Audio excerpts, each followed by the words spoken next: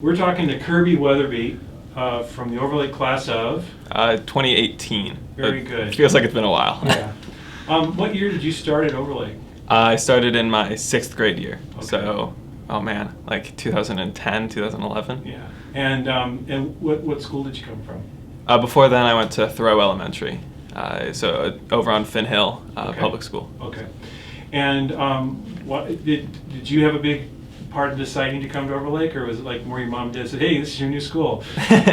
My brother and I have a brother who's 2 years older, and he wanted, my parents kind of wanted to keep us together, Right. and realized that after we had both graduated from elementary school, we'd be going to the same school once for Right. 1 year, Right. until we both graduated from high school. So they were like looking for other options, looking for places that they might want to go. And my mom had always been like kind of disillusioned with the public school system. Yeah. So we kind of looked at options in the Seattle area, and that turned into looking at the private schools like Bear Creek and Overlake and Seattle Academy and Bush Yeah. were the main ones. But yeah, we kind of settled on applying to just Overlake, Yeah. and kind of led to where I ended up going. Yeah. Were you somebody who right away was doing lots of different stuff, or was there some particular thing when you were first a student that you like just really jumped on and said, this is my jam? Athletics. Yeah. I mean, before I got here, I was a soccer player. After I got here, I was still a soccer player. Right. So I played soccer every single year from 6th grade through senior year. And what position? I played center defender Right. towards the end of my time. I played right defender and center mid in middle school and early years of high school. Did you have any teachers when you were at Overlake who really whose time with them has stuck with you for some reason? Yeah, there's like at least 1 or 2 teachers from like every year. Right. Bob Wood was Right. the first one. Right. Does he still teach here? No. I think he actually came back out of retirement once. I don't think he's coming the second Yeah, time. I think he came back out of retirement for my year of Yeah. 6th grade science with him. Yeah. Because I kind of, through elementary school, I had been able to not really be challenged in my classes and hadn't had to think about not just learning, but thinking about how I learn and how, like, what's the best way to make Right. school work for me as best as possible. And I was not doing well in his class. Right. And he, like, after school, because I was like completely disorganized, wasn't taking notes. Like after school, he like was like, "All right, Kirby, we have to like talk about how you need to progress." And like that was the first one. Yeah, Mike Davidson, also 6th grade for history. That was great. Right. I remember writing essays about muckraking in the Gilded Age. Right. I still Right. remember that. Yeah.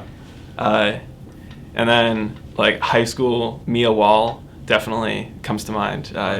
I had her for 2 years. I was fortunate enough to have her for 2 years from 10th and 11th grade, and I absolutely loved her. She was amazing, and I think, like, writing is one of the things that Overlake does really well, and a lot of that is due to Mia. She drives a lot of what happens in the English department, at least she did for me, and I really loved it. You are currently where in school? I'm currently a junior at Case Western Reserve University in Cleveland, Ohio. And what are you majoring in? I'm majoring in business management with a triple concentration in international business information technology, and supply chain management, and I'm minoring in computer science. Wow. I had to get used to calling professors by like professor and then their last name. That was a change. Right. Some professors are easier to approach than others, of Right. course. But yeah, I think from Overlake you get the face-to-face interactions with teachers, which are really crucial. And that definitely, you get more used to that, not seeing them as like someone who knows everything and they're gonna just dispense justice or the whatever grade that you've been adjudicated to receive. Yes. You kind of go from that, and then being able to like actually have a conversation with a professor. Right. And even in cases where you're not like arguing for points or trying to like decide what's going to happen next after a bombed test, which has happened. Yes. Yeah. the relationships that you get with professors are also more important than any like one grade that you're going to have. Right. Well, in talking with your peers, I don't know how many of your peers you've been in touch with, especially in this COVID year, but how are people doing? Do you feel like your classmates in their various colleges are having a similar experience or a very different experience? Any read on that? I think so I'm still in pretty close contact with like a small group. We have group chats and conversations that happen pretty much every day, even now. Yeah. Maybe now more than we would normally in non-COVID times. But I think it really depends on where people went. Like I have a bunch of friends who went down to Southern California schools, like the 5 Cs, the Claremont schools, Mm-hmm. and some of them liked it. Some of them didn't like it, Right. and moved back to the University of Washington or Western Washington University, like other schools. So they transferred out and kind of ended up going to different places in that. Right.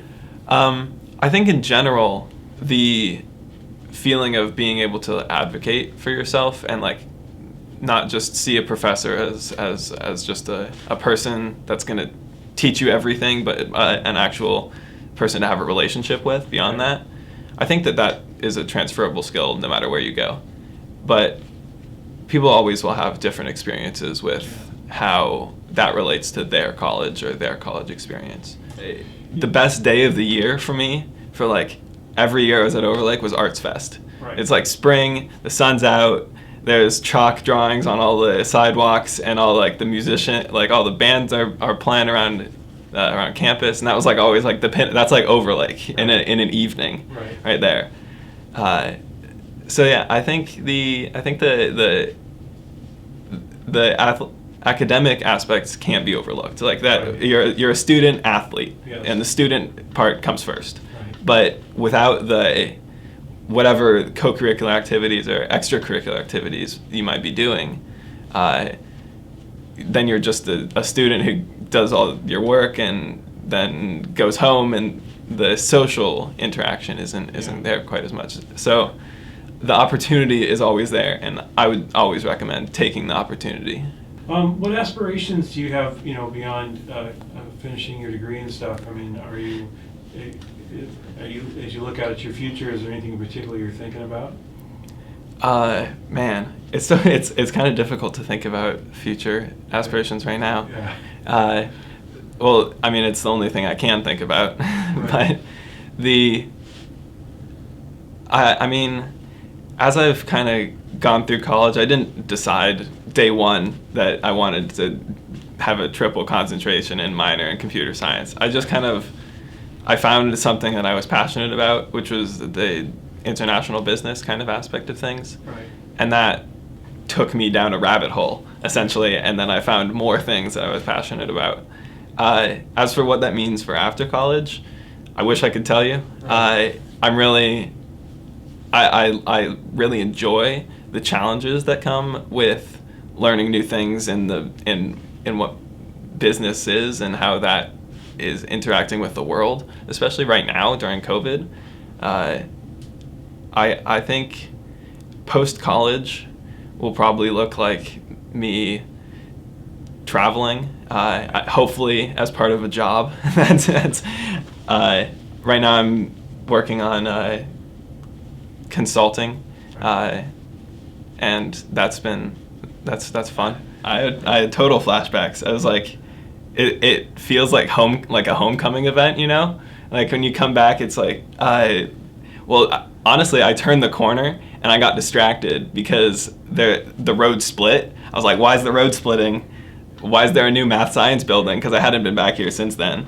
So yeah, it totally brought me back to, man, like, as like a 12-year-old going to orchestra at 7:20 in the morning, and like it like 7 years of driving up the hill really is kind of like, there's so many memories for me associated with it. Yeah, I think a lot of Overlake is like, you don't do Overlake and then leave. Like you move on and you go to wherever it takes you next. But there isn't like a hard stop, see you later kind of thing. which I've definitely appreciated, because it makes like next steps in your life feel better when you can kind of look back. And like, I'm still in direct communication with probably like a quarter of my graduating class, and like every day 3 years after graduation. So like that kind of says something about like how you get the close-knit bonds from over like more than anything.